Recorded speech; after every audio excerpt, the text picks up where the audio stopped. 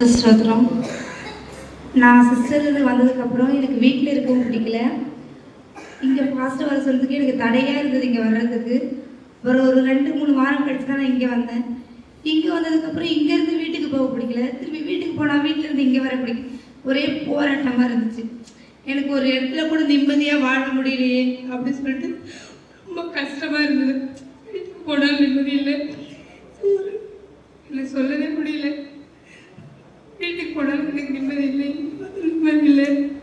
என்னை இப்படி ஆண்டவர் அடம்பிடிச்சிட்டே இருக்காரு. எப்படி போராட்டமாக இருந்தது. பாஸ்டர் இங்கே திரும்பி வாவான்னு சொன்னார். ஆனால் எனக்கு வீட்டுக்கு போனால் ஜெபம் பண்ண முடியல, இங்கே தான் ஜெபம் பண்ண முடியல. அப்போ பாஸ்டர் சொல்லிட்டே இருந்தார், நான் வந்து எனக்கு கிளம்பணும் ஆசையாக இருக்கான்னு இங்கே வர்றதுக்கு எனக்கு தடையாக இருக்கேன். அப்போ நான் கத்தருக்கு சொன்னேன், உங்களுக்கு சித்தமாக இருந்தால் நீங்கள் தான் எனக்கு அங்கே கொண்டுட்டு போகணும் அப்படின்னு சொன்னேன். பாஸ்டே வர வச்சு பாஸ்டர் கூடயே கத்தர் என்னை இங்கேருந்து கொண்டு வந்து எனக்கு முழு விடுதலை கொடுத்துருக்குறாங்க. கத்தருக்கு சோத்திரம். நாங்கள் பாண்டிச்சேரியிலேருந்து வரோம். எங்கள் அக்கா எங்கள் மாமா வந்து சபைக்கு வர சொன்னாங்க. நிறைய பேரனுக்கு ஒரு 3 மாதமாக ரொம்ப உடம்பு தெரியல. தொண்டையில் சதை வளர்த்துட்டாங்க. ரத்தத்தில் 400 இது இருக்கு சொல்லிட்டாங்க. கிருமி ரத்தத்தில் பிள்ளைக்கு தொண்டையில் இருக்கிற சதையை வந்து கட் பண்ணி எடுக்கணும். மூக்குள்ளி சதை வளர்த்துட்டாங்க. நாங்கள் 3 மாதமாக நாங்கள் ஹாஸ்பிட்டல் டெய்லியுமே ஹாஸ்பிட்டல் போவோம். எந்த ஹாஸ்பிட்டலும் எங்கே கூட்டாலும் நாங்கள் இப்போ காமிக்கிது. இங்கே வந்த பிறகு தம்பிக்கு பார்த்து ஜெபம் பண்ணாங்க. ஒரு மாதிரி தொண்டையில் வந்து ஒரு மாதிரி முட்டையாக வந்தது. வந்தோடனே ஜெபம் பண்ண உடனே பிள்ளைக்கு சரியாயிடுது. இங்கே வந்ததுலேருந்து அந்த இருமல்லாம் எதுவும் கிடையாது. நல்லா ஆரோக்கியமாக இருக்கிறாங்க. நன்றி ஏசப்பா. ஆளுக்கு சொல்கிறோம். நான் வந்து 2 வயசுலேருந்து எனக்கு வந்து உடம்பு ஃபுல்லாக வியாதியாக இருக்குது. எப்படின்னா தலை ஃபுல்லாக சொரங்காக இருக்கும், கை ஃபுல்லுமே காயமாக இருக்கும். அது வந்து வருஷத்தில் வந்து நான் 4 வாட்டி மட்டும் எடுப்பேன்னா இந்த வெயில் டைம்னா அதுவாகவே வந்துடும். தலை ஃபுல்லாக சொரங்கு நாத்தெல்லாம் அடிக்கும் தலையில். ஹாஸ்பிட்டலாம் போனால் கூட சரியாகாது. அப்போ நிறைய மருத்துவர்கள்லாம் பார்த்து இந்த தலையில் அடிச்சு தடவும் போது கூட அந்த சொரங்கு மட்டும் சரியாகாது. எப்படி போல் கொஞ்சம் பருத்து தடவினா கூட அது கொஞ்ச நேரம் நல்லா இருக்கும், மறுநாள் அதேமாரி வந்துடும். அதேமாரி வந்து சின்ன வயசுலேருந்து 6th வரைக்கும் எனக்கு இருந்துச்சு. எப்போ நாங்கள் ரசிக்கப்பட்டோமோ இது வரைக்கும் அப்படி எனக்கு அந்த சொரங்கு எந்த வியாதியுமே இது வரைக்கும் வந்ததில்லை. அதே மாதிரி இது வரைக்கும் நான் ஹாஸ்பிட்டல் பக்கமே போகல. ஏதாவது ஒரு தலைவலினா கூட ப்ரேயர் பண்ணால் அது இப்படி சரியாயிடும். முதல்ல அடிக்கடி ஹாஸ்பிட்டல் போவேன். ஏன்னா ஏதாவது ஒரு ஜுரம் வியாதி எப்பயுமே எனக்கு ஏதாவது ஹாஸ்பிட்டல் போனால் ஏதாவது சொரங்கு காயம் இப்படி தான் இருந்துச்சு. அப்போ நாங்கள் எப்போ ரசிக்கப்பட்டோமோ அப்போது இது வரைக்குமே நான் ஹாஸ்பிட்டல் பக்கமே போகல. ஒவ்வொரு காரியத்திலும் ஏசப்பா என்னை நேர்த்தியாக சொல்லிட்டு இருக்கேன். நான் பண்ண பாசிங்க இங்கே வந்து நான் ஜாம் பண்ணதெல்லாம் அன்னொரு ஒன்றை கூட வர கேட்டு எனக்கு பதில் கொடுத்துருந்தாரு. எங்கள் வீட்டுக்காரரை யாராலையும் மாற்ற முடியாது. அவர் இப்போ தலைகீழே மாறி இருக்கிறாரு. கடவுள் நம்ம அர்த்தமாக இருக்கிறாரு. அந்த குடிங்கிற வாசனையாக அவருக்கு இல்லை, அந்த சிந்தனையே கிடையாது. என் பையனுக்கு கொலஸ்ட்ரால் சுகரு எல்லாமே இருந்துச்சு, அதுவும் நார்மல் ஆகிடுக்குது. எங்கள் பையன் எங்கள் மருமகன் வந்து எனக்கு அக்கா மாதிரி தான் இருக்கும். ஆனால் அது நல்லதே கிடையாது, நல்ல எண்ணமே கிடையாது. அதுக்கிட்டே இப்போ கொஞ்சம் மாற்றத்தை பார்த்தப்போ வந்தது. அதுக்கிட்டே கொஞ்சம் மாற்றத்தை பார்த்தேன். எங்கள் பையன் கொஞ்சம் மாறான், பெரியணும். கஷ்டத்துக்கு கொடான கொடி நன்றி. எல்லாத்தையும் எனக்கு தைரியமாக கொடுத்த ஏசுக்கு என் ஆடிக்கு நன்றியாக கொடான கொடி நன்றி. அப்படியே ஜபத்தை வந்து கிண்டல் பண்ணும். இவங்களுக்குள்ள இருந்துக்கிட்டு எனி டைம் தூங்கிட்டே இருக்கும். இந்த லூசிபர் தீய எண்ணத்தை இவங்களுக்குள்ள உண்டாக்கும். இது இங்க நடக்கிற பிரேயரை கூட கெடுக்கிற அளவு இது இவனுக்குள்ள வந்திருக்குது. ஓடுனர் தான் திரும்பி இந்த லூசிபரை கொண்டு வந்து கேரளாவில் போய் திரும்பவும் கொண்டு வந்து இவன் வயிற்றுக்குள்ள வச்சுட்டாங்க. நல்லா படிச்சுக்கிட்டு இருந்தா அவங்க போனது இவங்க அந்த வீட்டுக்குள்ள போய் புகுந்து இவனுக்குள்ள இந்த குடல்லாம் அப்படியே ஒட்டி இருக்குது. இவன் சாப்பிட்ற சாப்பாடுலாம் இவன் பாதி சாப்பிட்றான், அந்த லூசிபர் பாதி சாப்பிட்டு. எல்லாம் கை நீட்டினாதான் இவனுக்கு ஒரு விடுதலை வரும்.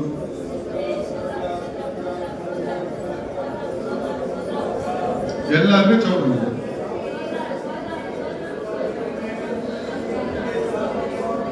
இது வந்து இவன் குடல்ல தான் இப்ப ஒட்டி இருக்குது. எல்லாம் குடல்ல இருந்து வெளியே வா அப்படின்னு சொல்லுங்க. குடல்ல இருந்து வெளியே வா. குடல்ல இருந்து வா வெளியே. உன் பேர் என்னடா? உன் பேர் என்ன? எவ்வளவு நாளா இருக்க? சொல்லு சீக்கிரம். எவ்வளவு நாளா இருக்க? எவ்வளவு நாளா இருக்க?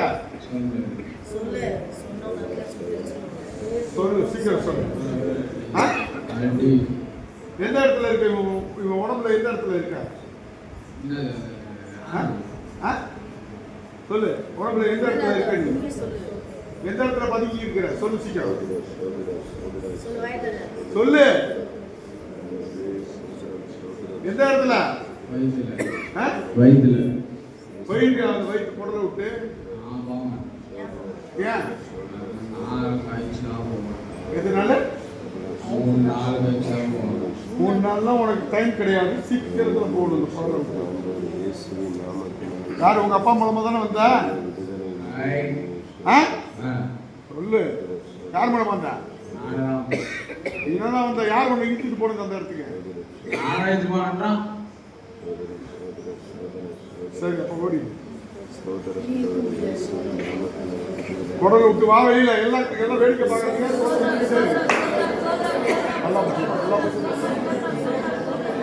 சீக்கிரம்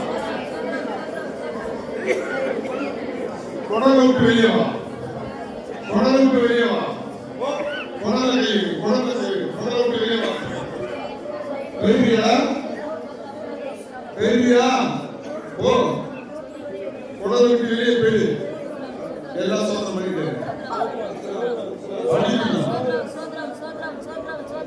இயேசுவின் நாமத்தினால சொல்லுகிறேன்.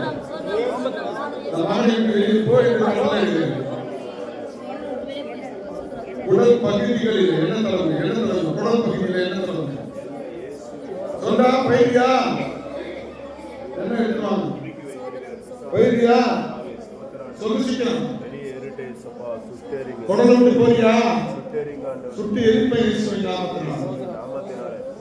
பயிரியா ஓ கிளம்பு.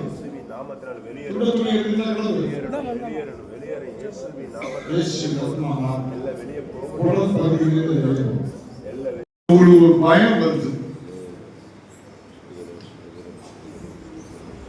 இன்னைக்கு வலு சர்ப்பம் மூலமா உங்க வீட்டுல கடனை கொடுத்து வேதனையை கொடுத்து எல்லாம் சுத்திகரிக்கப்பட்டு வான் பகுதி மட்டும் உங்க வீட்டுல இருக்கு.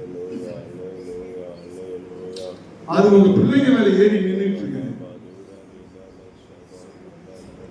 ஒரு நாள் நல்லா ஜெபிப்பீங்க, ஒரு நாள் ஜெபிச்சாலும் ஒரு சோர்வு தான் இருக்கும். உண்மைதானமா?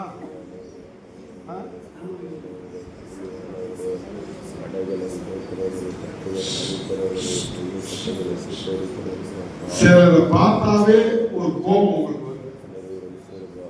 உங்க உறவினர் உண்மையா பொய்யா? இந்த சத்துரு என்ன பண்ணுதுன்னா உங்களை அடிக்கடி ஒரு சொரசொரப்பு கொடுத்து நான் வீணா போயிடுவேன், நான் ஏதாவது ஆயிடுவோம் ஒரு பயம். உண்மையா இல்லையாமா? இப்ப அந்த வலுசற்பம் உங்களுக்கு வெளியே வருது. இது ஒரு வலுசற்பத்தின் ஆணி.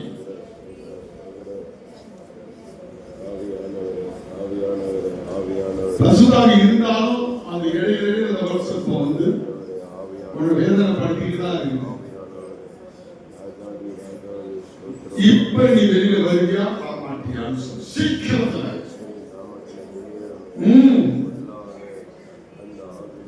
வலுசற்பத்தின் கீழ் ஏதோ சோத்திரம் பண்ணிட்டே இருக்கு. வலுசற்பத்தின் கீழ் பணம் போட்டு வா, நெய் போட்டு வா, சீக்கிரத்துல எல்லாம் சோத்திரம் பண்ணிட்டே இருக்கு.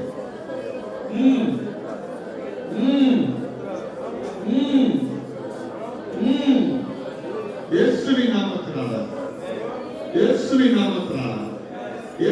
நாமத்தினால சீக்கிரம் ஆடிவா பாடிவா.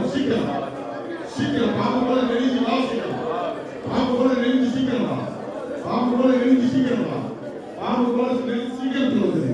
வெளியில வந்து வெளியில வந்து வெளியில வந்து பாவ போல நெளி பாவ போல நெளி சீக்கிரத்துல சீக்கிரத்துல சீக்கிரத்துல சீக்கிரத்துல மாந்திரிகத்தின் கட்டு மாந்திரிகத்தின் கட்டு மாந்திரிக மூலமான பாவ போல சீக்கிரம் பாவ போல நெளிஞ்சு சீக்கிரம் வந்து பாவ போல நெளிஞ்சு சீக்கிரம் வந்து விடாதீங்க விடாதீங்க சீக்கிரம் வெளியே வந்து சீக்கிரம் வெளியே வந்து மேற்கு வா காவலுக்கு வா சீக்கிரம் அக்னி எல்லாம் அக்னி அக்னி அக்னி அக்னி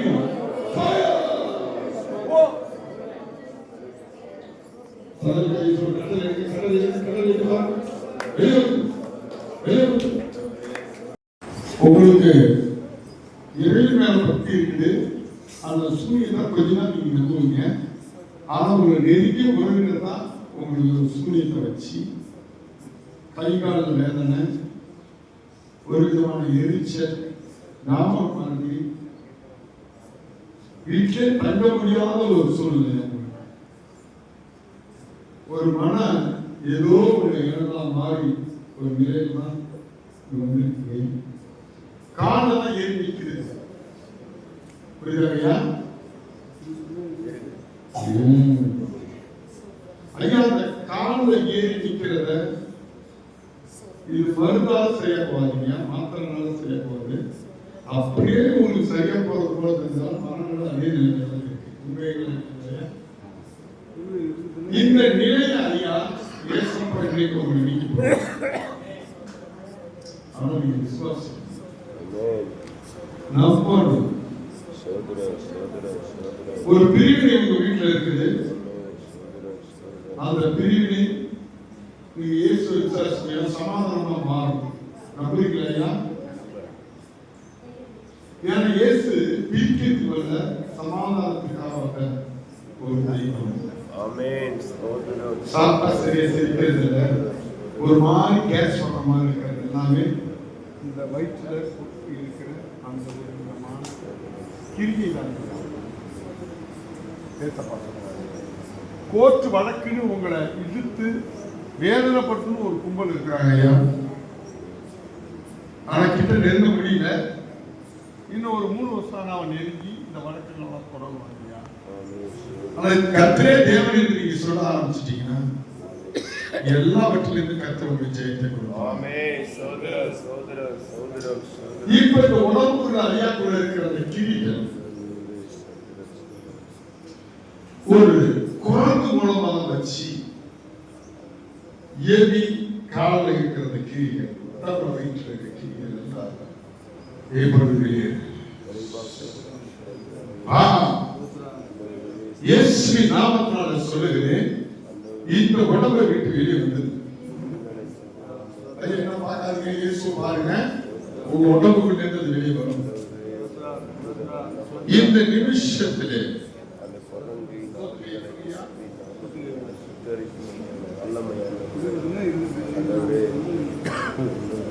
இந்த நிமிஷத்துல நல்ல பதவியில இருக்கிறோம், நல்லதொரு வாழ்க்கை வச்சிருக்கிறோம், பல விதத்துல இப்பொழுது ஐயா மேல இருக்கிற அந்த கிரிகெல்லாம் வெளியே போ.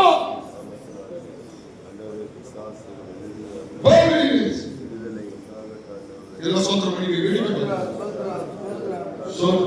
தண்ணி விட்டு தம்பி, நீ முன்னேறணும்னா 1 வருஷத்துக்கு முன்னாடியே நீ முன்னேறி இருக்கணும். உன்னால முன்னேற முடியல, பல சிந்தனைகள் டைவர்ட் ஆகிட்டே இருக்கு. ஒரு இடத்துல உன்னால நிற்க முடியாது. உண்மைதான் தம்பி, நீ நல்ல பிள்ளை தான். ஆனா அப்படி உனக்கு ஒரு ஏவுதலை பண்ணி உன்னுடைய சூழ்நிலை மாற்றி வச்சிருக்காருப்பா. என்ன வேலை ராஜா செய்ய? நீ அதுல கான்சன்ட்ரேஷன் பண்ண முடியாதபடி வேதனையோடு இருக்கிற உண்மையா? ஒரு பாய் தெரியுது கண்ணுக்கு, உனக்கு கூட தெரிஞ்சிருக்கலாம் தரிசனத்துல, நல்லா சின்ன சின்ன தரிசனத்துல தெரியும்.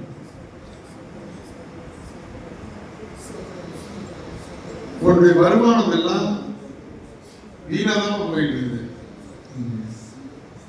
ஆனா கர்த்தர் சொல்றாரு, நீ கர்த்தரே தேவன்னு பிடிச்சிக்க. அப்ப பாத்தீங்கன்னா உன் வருமானத்தை கையை வச்சிருக்கிற அந்த ஆவிகள்லாம் பறந்து ஓடும். உன்னை வேதனைப்படுத்துகிற அலைச்சல்ல விடுகிற அந்த ஆவிகள்லாம் கடந்து வெளியே போயிடும். உன் மனசெல்லாம் ஒரு பொண்ணுல தான் இருக்குப்பா. பொட்டி பாம்பு எப்படி பொட்டி அடக்கி இருக்கு, அதுவே அடக்கி இருக்கு. 3 பேர் உனக்கு விரோதமா எழுப்பி நிற்கிறாங்க. உங்க அப்பா காலத்திலிருந்து உங்க வீட்டுக்கு எதிரடியாக இருந்த மனிதர்கள் உனக்கு விரோதமாக இருக்கிறார் தம்பி. இன்றைக்கு ஆண்டவர் விடுதலை கொடுக்கிறார். வெற்றிகள் வெற்றிகள் விடுதலை, வெற்றிகள் விடுதலை. சொல்லுங்க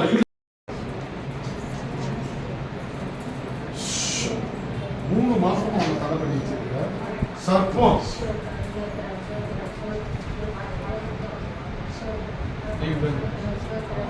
பேரியா சொல்லு, எத்தனை நாள் நீ சுத்தி இருப்பாங்க? சரி சொல்லு. பேரியா பேரியா ஏன் போக மாட்டேற? என்ன சொல்லு, என்ன ஏன் போக மாட்டேற? என்ன செய்ய சொல்ல? ஆடா ரன்னிங் ஓடுறா, ஏறினே எல்லாம் ரன்னிங் போயிட்டு கிடக்குறாங்க. இல்லை நில்லு நில்லு, ஓட்டு போட 23ஆம் தேதி ரன்னிங் ஓடாத. சொல்லு, பதில் சொல்லு. ஏன் என்ன வாய் தந்து சொல்லு. ஏன் இந்த அம்மா விட்டு போக மாட்டேற? என்ன காரணம்? ஏன் இந்த அம்மா விட்டு போக மாட்டேற? சொல்லு சீக்கிரம்.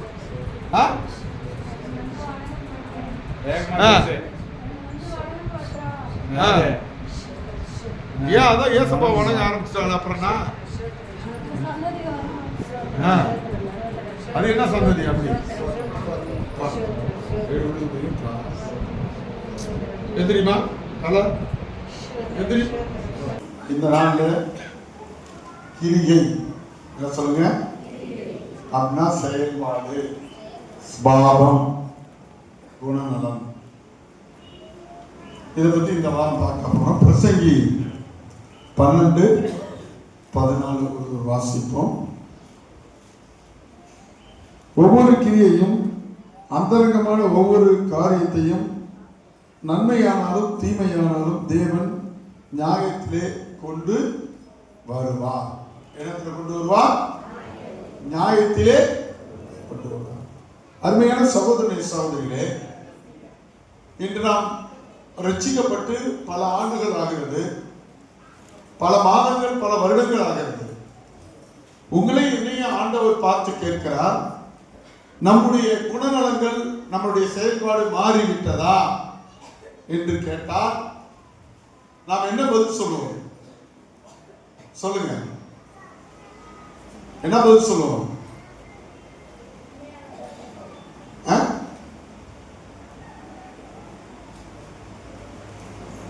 என்ன பதில் சொல்லுவோம்? சொல்லுங்க.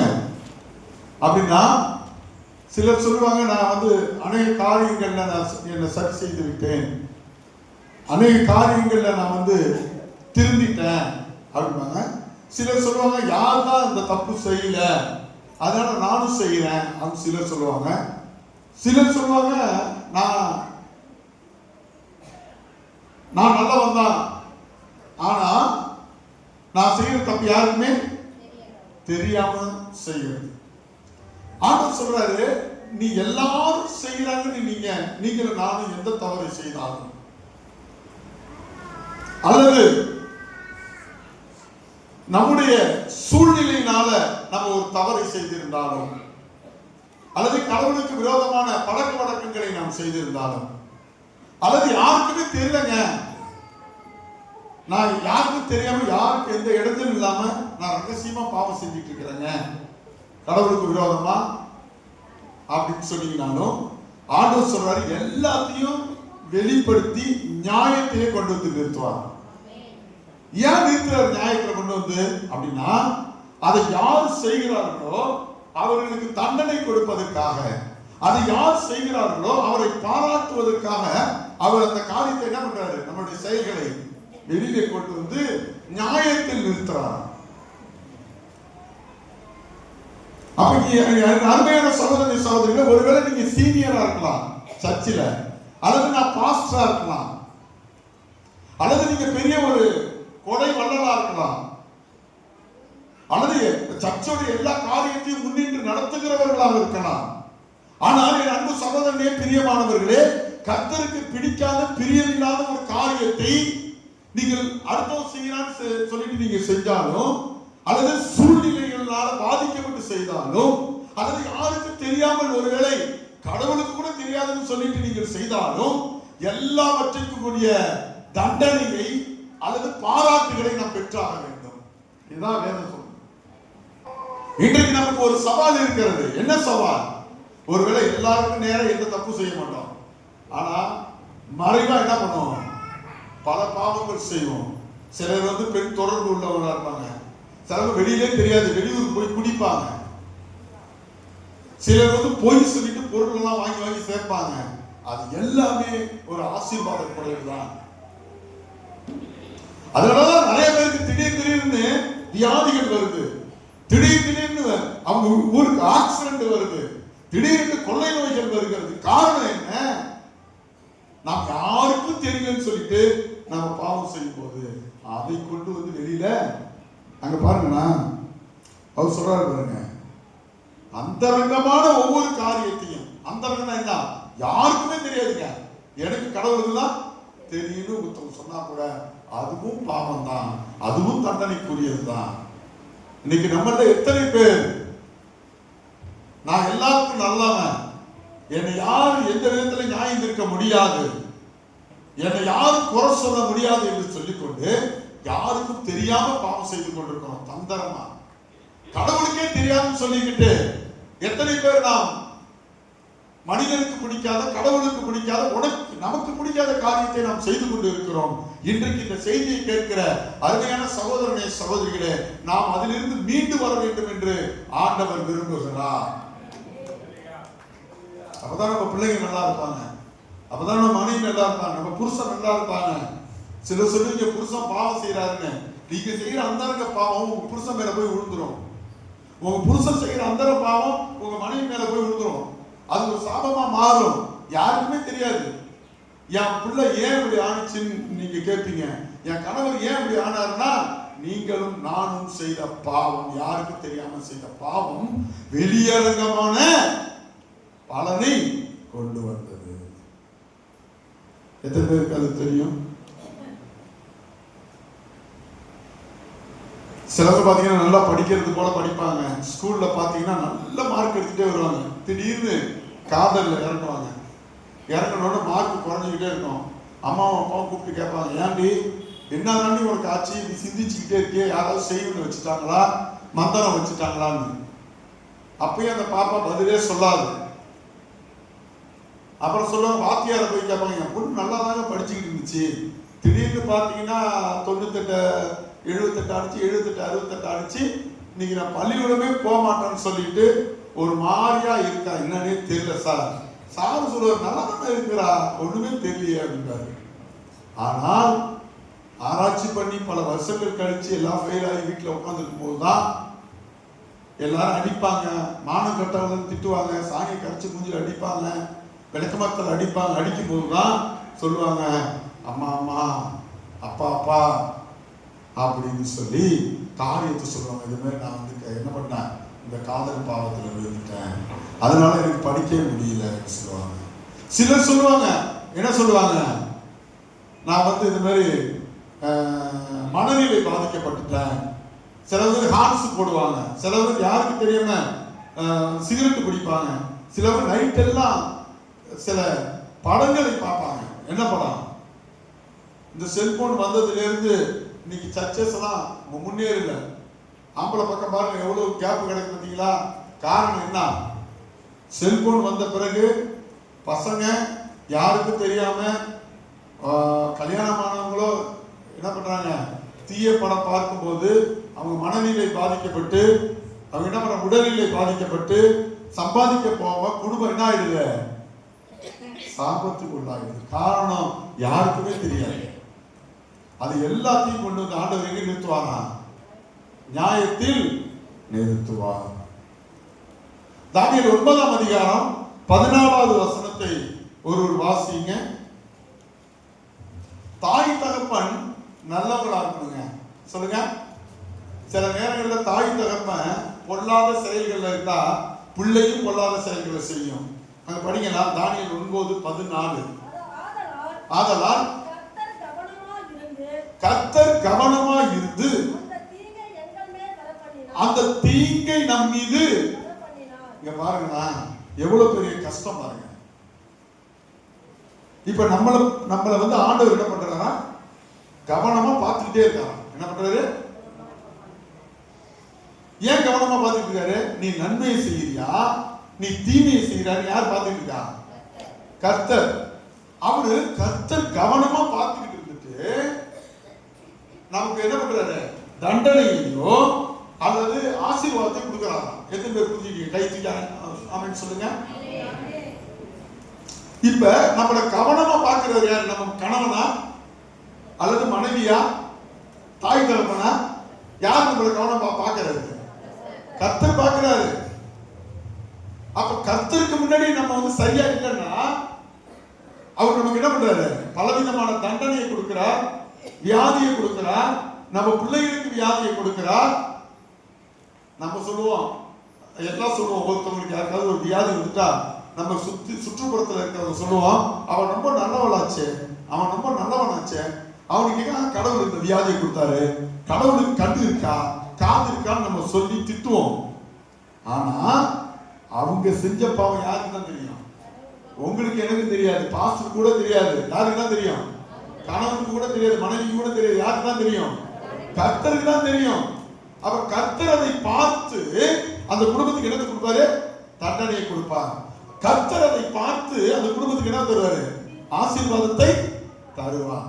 அப்ப நமக்கு என்ன தெரியும்? ஏப்பா அவன் ஒண்ணுமே பேச மாட்டான், கம்முன்னு இருக்கான், கம்முன்னு சர்ச்சை விட்டு போறான், அவனை கடவுள் இவ்வளவு ஆசீர்வதிக்கிறாருன்னா அதுக்கு காரணம் அவன் அந்தரங்கத்துல பார்த்துக்கிட்டே இருக்கிற கர்த்தர் வெளியரங்கமா அவனுக்கு பலனை தருகிறார், வெளியரங்கமான ஆசீர்வாதத்தை தருகிறார். நம்முடைய காரியத்தை அந்தரங்கத்துல பார்க்கிற அந்த பாவத்துக்கு வெளியரங்கமான தண்டனையை கொடுக்கிறார். இதாங்க காரியம். அப்ப தானியேல் என்ன சொல்றான்? தானியேல் என்ன சொல்றாரு? எங்களை கவனமா நீங்க பார்த்துக்கிட்டு இருக்கீங்க. இப்ப உங்களை கவனமா யார் பார்த்துக்கிட்டு இருக்கா? உங்க மனைவியா, உங்க கணவனாரா, அல்லது உங்க பிள்ளைங்களா? யார் பார்த்துக்கிட்டு இருக்கா உங்களை கவனமா? கர்த்தர் பார்த்துக்கிட்டு இருக்காரு. அந்த கர்த்தருக்கு நீங்க கணக்கு சொல்றீங்களா? இல்ல பக்கத்து வீட்டுக்காரன் செய்யலாம், இல்ல ரட்சிக்கப்பட்டவன் செய்யலாம், பாஸ்டர் இந்த பாவம் செய்யறாரு, விசுவாசி இந்த பாவம் செய்யறாரு நம்ம செய்வோமா? இல்லங்க. தாவீது பாவம் செய்யறாரு, அவரு யாருக்கு தெரியாம மனம் திருப்பிடுறாரு. அவங்க பொட்டாட்டி சொல்றாரு, அவன் மனம் திருப்பின பிறகு அவங்க பொட்டாட்டி சொல்றாங்க, இவன் ஒரு பாவி தானே, ஏற்கனவே பாவம் செஞ்சவன் தானே, அதனாலதான் அப்படி ஆடம் அமைச்சு போடுது அப்படின்னு சொல்லி கணவன் சொன்னதுனால அவருக்கு என்ன இல்லாம போச்சு? சவுளுடைய பொண்ணுக்கு குழந்தை இல்லாமல் போச்சு. இப்ப நம்ம தண்டனை கொடுக்க முடியாது யாருக்கும், நமக்கு ஆசீர்வாதத்தை யாருக்கும் தர முடியாது. ஆசீர்வாதத்தையும் தண்டனையும் தருகிறவர் யார்? கர்த்தர். அவர் உங்களுக்கு என்னையும் பார்த்து கொண்டே இருக்கிறார் என்று சொன்னால் நீங்களும் நானும் எவ்வளவு கவனமாக நடந்து கொள்ள வேண்டும். மற்றவங்களை பார்த்து நம்ம பாவம் செய்கிறோம், அல்லது சூழ்நிலையை பார்த்து பாவம் செய்கிறோம், அல்லது என்ன சொல்றோம் யாருக்கும் தெரியாம பாவம் செய்கிறோம். சில யாருக்கும் தெரியாம புண்ணியத்தை செய்யறீங்க. இந்த பாருங்க, எல்லாம் காணிக்கை அரிசியை கொண்டு வந்திருக்காங்க, யாருமே தெரியல, ஆனா யார் பார்த்துக்கிட்டே இருக்கா? கிட்டத்தட்ட 250 பேர் இருக்காங்க. எத்தனை பேர் மட்டும்தான் அந்த காணிக்கை கொண்டு வந்திருக்காங்க? 5 பேரோ 10 பேர் தான் கொண்டு வந்திருக்காங்க. ஏன் மற்ற பேர்லாம் என்னாச்சு? அவங்களுக்கு மனசு வரல. பாவம் செய்யறதோட முதல் படி என்னன்னா, எல்லாமே நம்ம கடவுள்கிட்ட வாங்கிட்டு போறோம் சர்ச்சில். ஆனா ஒன்னே ஒண்ணு என்னன்னா, காணிக்கை மட்டும் தான் நம்ம போட்டுட்டு போறோம். அதுல நம்ம உண்மையா இல்லைன்னா கடவுளுக்கு நம்ம எதுவுமே செய்ய முடியாது. இப்ப இந்த காணிக்கைலாம் என்ன செய்யறோம்? நம்ம மட்டும் திங்க சாப்பிட முடியுமா? என்ன செய்யறோம்? நம்ம கிட்டத்தட்ட 7 நாள்ல 5 நாள் பிரேயர் நடக்குது, 3 நாள் உபவாச பிரேயர் நடக்குது, 4 நாள் உபவாச பிரேயர் நடக்குது. அதுல வருகிறவர்களுக்கு என்ன பண்றாங்க? சமைச்சு போடுறாங்க. அப்ப அந்த ஆசீர்வாதம் உங்களுக்கு வருமா வராதா? உங்க குடும்பத்துக்கு வருமா வராதா? உங்க பிள்ளைகளுக்கு வருமானம் வராதானா? வரும். பேசலாம்.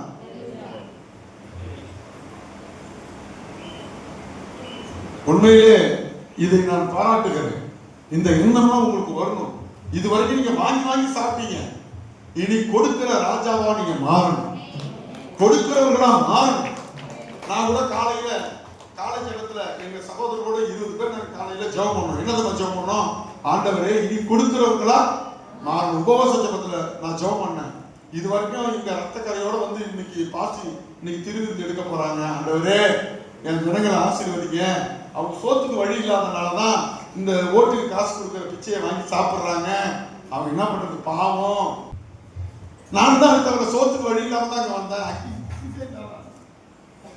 ஒண்ணும் இல்லாத பரதேசி, வீடு இல்ல, எந்த விதமான விசுவாசியும் இல்ல. அங்கேருந்து ஒரு அல்பா பெட்டி தூக்கிட்டு வந்தேன், ஒரு சின்ன பெட்டி, அதான் தூக்கிட்டு வந்தேன். ஒரே ஒரு பேண்ட், அந்த பழைய பேண்டெல்லாம் போட்டுதான் ஊழியம் செய்வேன். கர்த்தரை நீ நாளுக்கு நாள் ஆசீர்வதிக்கிற அதே தேவன் உங்களை ஆசீர்வதிக்க மாட்டாரா? நீங்க ஓட்டு போட வந்த எம்எல்ஏக்கு உங்க செலவுல துண்டு போட்டு ஒரு டீ வாங்கி கொடுத்து பாப்பான்னு அனுப்புற அளவு ராஜாக்களுக்கு ராஜாவா உங்களை மாற்ற மாட்டாரா? இன்னும் ஏன் பிச்சை எடுக்கணும்? அதான் ஒருத்தர் பாட்டு சொல்றாரு, ஏந்தி நின்ற கரங்கள் எல்லாம் கொடுக்கும் கரங்களை மாற்றிவிட்டே நன்றி முழு மனதுடன் சொல்கிறேன். நன்றி உமக்கு நன்றி மனநிறைவுடன் சொல்கிறோம். இப்ப படிங்க கீழே. ஆதலால் கர்த்தர் கவனமா இருந்து அந்த தீங்கை எங்கள் மீது வர பண்ணினார். தேவனாகிய கர்த்தர் தாம் செய்து வருகிற நம்முடைய கிரியைகளில் என்ன சொல்லுங்க? நாம வணங்குற கடவுள் வந்து மதத்தை பரப்ப வரல. நாம வணங்குற கடவுள் ஏதோ ஒரு கோயிலை கட்டுன்னு சொல்லல. நாம வணங்குற கடவுளுக்கு நீ புடவையும் கட்டவானா, சட்ட துணி வாங்கி போடவானா, நீ பால் ஊத்தவானா, தேடு ஊத்தவானா. அவர் சொல்றாரு, நான் எல்லா நடவடிக்கையிலும் நீதி உள்ளவராக இருக்கிறது போல நீயும் நீதி உள்ளவனா இருக்கிறாங்க. உலகத்திலே கோயில்களை நிறைய நீங்க பார்க்கலாம், உலகத்துல தெய்வங்களை நிறைய பார்க்கலாம், உலகத்துல பெரிய பெரிய பக்திமானெல்லாம் பார்க்கலாம், பெரிய பெரிய ஜடாமுடியால் வளர்ந்தவெல்லாம் பார்க்கலாம். ஆனா இயேசு கிறிஸ்து மட்டும், இயேசுநாதர் தான் சொன்னாரு. என்ன சொன்னாரு? நீ சாமி கும்பிடும் போது நீ மனம் திரும்பி போடான்னு சொன்னது இயேசு கிறிஸ்து மட்டும்தான். நீ வந்து என்ன கும்பிட்டுட்டு போகும்போது எப்படி போ, மனம் திரும்பி போன்னு சொன்னது இயேசுநாதர் மட்டும்தான் உலகத்துல. ஆனா இயேசுநாதர் மட்டும் தான் சொன்னாரு, நீ வந்து சர்ச்சுக்கு வந்தீங்கன்னா 1000 பேர் வாங்க, 1,00,000 பேர் வாங்க, நீ போகும்போது மனம் திரும்பி போடா. விபச்சாரம் செய்யற நீ விபச்சாரம் செய்யாமல் போ, வட்டிக்கு வாங்குற நீ வட்டிக்கு வாங்காம போ, ஜாதி வித்தியாசம் பார்க்கறியா ஜாதி வித்தியாசம் பார்க்காத, மத வித்தியாசம் பார்க்கறியா மத வித்தியாசம் பார்க்காத, அடுத்தவனுடைய உழைப்பை சுரண்டாத, கோடு சொல்லாத, பொறாமப்படாத, மனம் திரும்பி போன்னு சொன்னது இயேசுநாதர் மட்டும்தான் உலகத்துல. ஏன் அப்படி சொன்னாரு சொல்லுங்க? அவர் சொல்றாரு, என்னுடைய நடவடிக்கை எல்லாமே நீதி உள்ளதுன்னு சொன்னது இயேசுநாதர் மட்டும்தான்.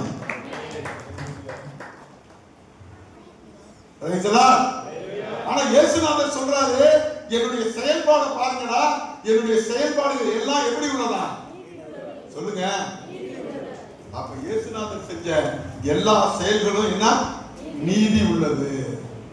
அப்ப அந்த இயேசுநாதரை வணங்குற நீங்களும் நாம் எப்படி இருக்கணும்? நீதி உள்ளவர்களா இருக்கணும், உண்மை உள்ளவர்களா இருக்கணும், பரிசுத்தம் உள்ளவர்களா இருக்கணும். சீசன் என்பவன் குருவை போலவே, சீசன் என்பவன் குருவை போலவே,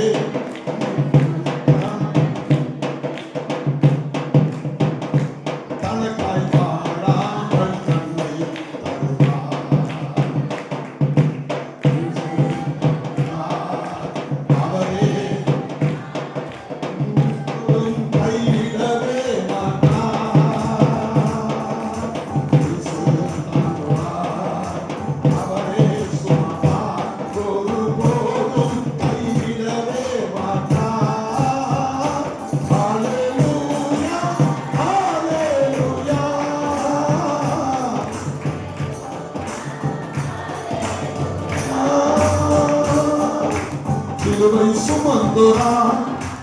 சீசராகுவோம். என்ன சொல்லுங்க? சிலுவை சுமந்தோரா சீசராகுவோம். இந்த வாழ்விலும் வாழ்வை பறித்தோம். இந்த சுமப்பிலும் சந்தோஷம். Praise the Lord. Hallelujah. நீ தாய் தகப்பன் சேர்ந்து எல்லா கெட்ட வார்த்தையும் பேசுறது, எல்லா ஏமாற்றுறது, எல்லா தில்லுமுள்ளு செய்யும் போது பிள்ளைகளும் தில்லுமுள்ளு செய்யும். அதனால உலகத்தான பேத்தான், எந்த பிள்ளையும் நல்ல பிள்ளை தான் மண்ணில் பிறப்பது, அவை நல்லவையாவது கெட்டவையாவதும் அன்னையின் வளர்ப்பினிலே. தாயும் தகப்பனும் சினிமா பார்க்காதவங்களா இருக்கணும். தாயும் தகப்பனும் பொய் சொல்லாதவங்களா இருக்கணும். தாய் தகப்பனும் குடிக்காதவங்களா இருக்கணும். தாய் தகப்பனும் பாம்பர டான்ஸ் போடாதவங்களா இருக்கணும். தாய் தகப்பனும் உண்மை உள்ளவர்களா இருந்தாதான் உங்க பிள்ளைங்க உண்மை உள்ளவர்களா இருக்கும். இல்லைன்னா கண்டிப்பா அது 18 வயசு ஆனிச்சுன்னா எல்லா தவறு செய்யும். எழுதி வைத்துக் கொள்ளுங்கள். இதுதான் இந்த சமுதாயத்தை சீரழிக்கிறதுக்காக சொல்லப்பட்ட செய்யப்பட்ட செய்கை. ஹல்லேலூயா. தாமஸ் ஆல்வா எடிசன் ஒரு அருமையான ஒரு விஞ்ஞானி. அந்த தாமஸ் ஆல்வா எடிசனை உங்களுக்கு எல்லாருக்குமே தெரியும். டீச்சருக்கு புத்தி கிடையாது, அறிவு கிடையாது, ஞானம் கிடையாது. 1ஆம் வகுப்பு 2ஆம் வகுப்பு அனுப்பிவிட்டாங்க. நேரா வீட்டுக்கு வரான். அந்த கடிதாசை எடுத்துக்கிட்டு அவனுக்கு படிக்க தெரியாத ஒரு வயசு தாய்காரன் வந்து கொடுக்குறான். தாமஸ் ஆல்வா எடிசன், அம்மா எங்க டீச்சர் கொடுத்தாங்க, அது ஒண்ணுகிட்ட கொடுக்க சொல்லி கொடுத்தாங்க, கொண்டோட மகனேன்னு சொல்லி அந்த தாய் பிரிச்சு பார்த்தோம். கண்கள் இருந்து கண்ணீர் வருது. என்ன எழுதிருக்கு? உன் மகன் உருப்படாத பிள்ளை, கைஷட, அவனை ஸ்கூலுக்கே அனுப்பாத. அவனை ஸ்கூலுக்கு அனுப்புறது பெரிய எங்களுக்கு தலைவலியா இருக்கு. படிப்பு வராது, ஒரு மண்ணாங்கட்டி வராது. அவனை நீ ஏன் பெத்த ஊட்டே அவனை வச்சுக்க அப்படின்னு டீச்சர் எழுதி கையெழுத்து போட்டுருக்காங்க. அம்மா ஆடம் தொந்தரவு. இதை பிரிச்சு தாய் படிச்சு பார்த்தோம்னா அந்த தாய் கண்ணுல இருந்து கண்ணீர் வருது. தாய் பைபிள் படிக்கிறவ, தாய் ஒரு கிறிஸ்தவ. அவ போய் ஆண்டவர்கிட்ட ஜெபிக்கிறா, ஆண்டவரே நான் என் பிள்ளைக்கு என்ன பதில் சொல்றது? உடனே அடுத்த நிமிஷமே அவ சொல்ற, அம்மா ஏமா அழுகுற? அந்த லெட்டர்ல என்னமா எழுதி இருக்குது எனக்கு சொல்லுமா. அப்பா தாமஸ் ஆல்வா எடிசன் இங்க வாப்பா, நீ பெரிய அறிவாளியா. சொல்லுங்க, தாய்காரி எப்படி மாத்திரா பாருங்க. நீ பெரிய அறிவாளியா, நீ நிறைய தெரிஞ்சு வச்சிருக்கியா, நீ கேட்கிற கேள்வியை பார்த்து டீச்சருக்கே பதில் சொல்ல முடியலையா, அவ்வளவு பெரிய அறிவாளியா நீ. அதனாலப்பா நாளையிலேருந்து நீ ஸ்கூலுக்கே போக வேண்டாம், வீட்டுல இருந்து அம்மாவோட உட்காந்து நீ படின்னு சொல்லி உங்க டீச்சர் எழுதிட்டாருப்பா. அப்படியாமா? அவ்வளவு பெரிய அறிவு என்கிட்ட இருக்கா, அவ்வளவு பெரிய ஆற்றல் என்கிட்ட இருக்கா, அவ்வளவு பெரிய திறமை என்கிட்ட இருக்கா. நீ என்ன பண்ற? பிள்ளை எல்லா பேரும் வச்சிருக்க, எந்த பேர் சொல்றது இல்ல. ஏன்பா போய் வீட்டு வாங்கிட்டு வா. சுப்பிரமணியா ஏன் ஒரு கட்டிங் இல்ல அப்படியே வரப்ப எங்க அப்பா ஒரு கட்டிங் வச்சிருப்பா, வாங்கிட்டு வாடா. அப்பா கட்டிங்னா என்னப்பா? அதெல்லாம் சின்ன பிள்ளைக்கு நான் வாங்கிட்டு வாடா. ஞாயிற்றுக்கிழமை கோயிலுக்கு போறப்ப கேள்வி கேட்கறது இங்கேயும் கேட்டுருக்கிறேன். வாழ்க்கை அந்த தாய் எதுவுமே சொன்னதுனாலதாங்க வருங்காலத்துல கண்டுபிடிப்புல அதிகமா கண்டுபிடிச்சவன் யாரு? Thomas Alva Edison. உலகத்திலேயே பெரிய வல்லரசு நாடு எது? அமெரிக்கா. அந்த அமெரிக்காவுடைய வரலாறு நீங்க படிச்சு பாத்தீங்கன்னா நம்ம நாட்டை விட அந்த நாட்டுல இருந்த மத வல்லுநர்கள், மதத்தை பரப்புன ஐயருங்க, மதத்தை பரப்புன பாஸ்டருங்க பொல்லாதவனும் அந்த நாட்டை குட்டிச்சால அடிச்சாங்க. அமெரிக்கா நாட்டை ஜாதி மதம் எல்லாத்தையும் சொல்லி அங்கெல்லாம் என்ன சொல்லுவாங்க, தாழ்த்தப்பட்ட கை காலை கட்டி ஞாயிற்றுக்கிழமை கொண்டு போய் சந்தையில போட்டுருவாங்க. சந்தையில போட்டு ஒரு தாழ்த்தப்பட்ட கருப்பணி விற்பானும். எவ்வளவுக்கு? 50 ரூபா, 100 ரூபா, 200 ரூபான்னு விற்பானும். அந்த கருப்பனை வாங்கிட்டு போய் இந்த தோட்டத்துக்கு தண்ணி ஊத்துறதுக்கு, குதிரைக்கு சாணி எழுறதுக்கு, மாட்டுக்கு சாணி எழுறதுக்கு, தண்ணி விறகு வெட்டுறதுக்கு வச்சிருந்தாங்க எங்க அமெரிக்காவில். அந்த கருப்பர் இனத்துல ஒரு மனுஷன் பிறந்தாங்க. அவன் பேர சொல்ல மாட்டான். அவன் அப்படியே வளர்ந்து வந்தான். இன்னும் வளர்ந்து வந்தான். ஐயோ அவனுக்கு ஒரு வேதனை. இந்த அமெரிக்கா நாட்டுல நம்ம கையை காலையும் கட்டி விற்கிறாங்க, என்னைக்கு விடுதலை வரணும்? இந்த தாகம் யாருக்காவது இருக்கா? நம்ம சர்ச்சையில யாருக்காவது இருக்கா?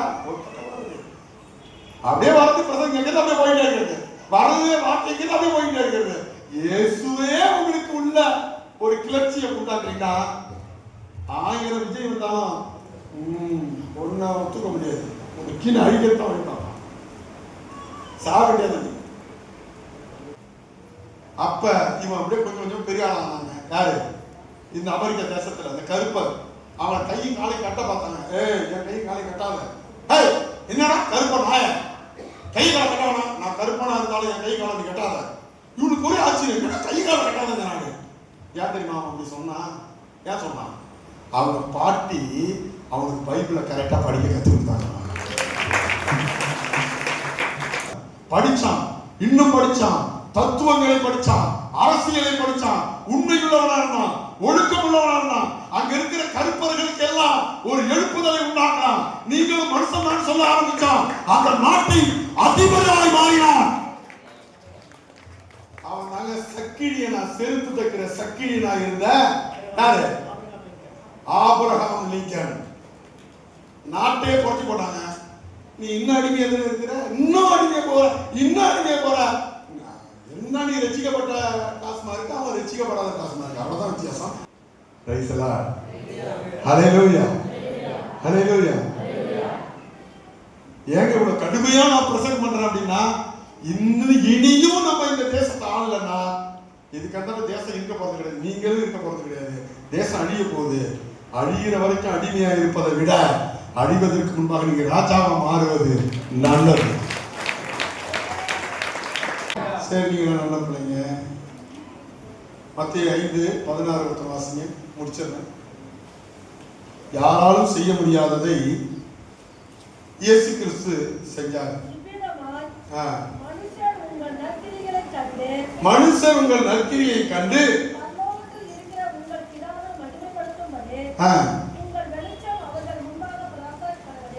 பிரகாசிக்க.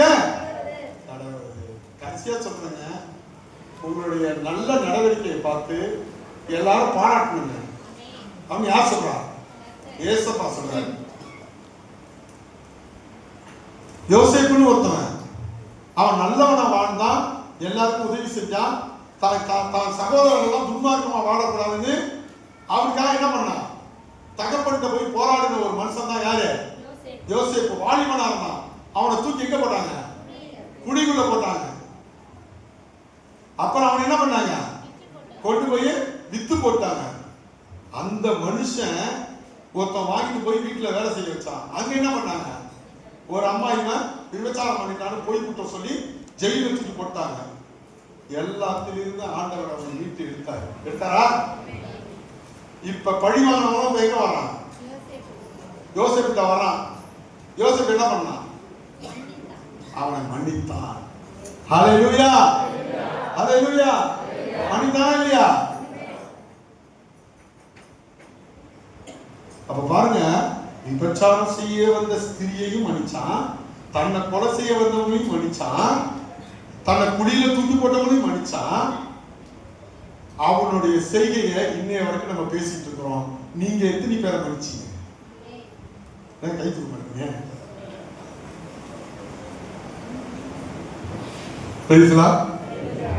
அவனுடைய நற்கிரிகை இன்னைக்கு வெளியில எல்லாருக்கும் தெரியுது. தான் உயிரே எடுக்க வந்தவன மன்னிச்சாங்க. யார் மன்னிச்சா? சொல்லுங்க. தன்னோட பாவம் செய்ய வந்த, போய் சொல்லி விபச்சாரக்காரன் சொன்ன அந்த பெண்ணை மன்னிச்சார். அப்ப பாருங்க, நம்மளுடைய நல்ல செயல்களை பிறகு என்ன பண்ணணுமா? பார்த்து நம்ம என்ன பண்ணணும்? பாராட்டணும். உங்களுக்கு நல்ல செயல்கள் ஏதாவது இருக்கா? யோசிப்பு போல இருக்கணும். அது மற்றவங்க அதை சாட்சியா சொல்லணும். அப்படி இருக்கிறவங்க தான் உண்மையான ஒரு கிறிஸ்தவத்தின் ஆசீர்வாதத்தை பெற்றுக்கொள்ள முடியும். சரி, இந்த யோசேப்பை எப்படி ஆண்டவர் யோசேப்பா வச்சாரு? இவ்வளவு பாவம் வரும்போதும் இவ்வளவு கோபம் வரும்போது எப்படி ரட்சித்தார் என்றால், உன்னையும் என்னையும் ரட்சித்த இயேசு கிறிஸ்து அவனோட கூட இருந்தார். உன்னோடையும் கூட இருக்கிறார் இயேசு கிறிஸ்து. உன் கூடவே நடந்து வருகிறார். நீ வறுமையில் இருக்கும் போது உன்னோட இருக்கிறார். நீ வேலை செய்யும் இடத்திலே உன்னோட இருக்கிறார். நீ பஸ் ஓட்டும் போது இருக்கிறார். நீ கார் ஓட்டும் போது இருக்கிறார். தொழிற்சாலையில் வேலை செய்யும் போது இருக்கிறார். ஆஸ்பத்திரியில் வேலை செய்யும் போது இருக்கிறார். அந்த கர்த்தர் உன்னை விடுவிப்பார், உன்னை நடத்துவார், உன்னை பாதுகாப்பார். நீ ஒரு யோசேப்பா மாறுவார். எத்தனை நாமம் சொல்லுங்க.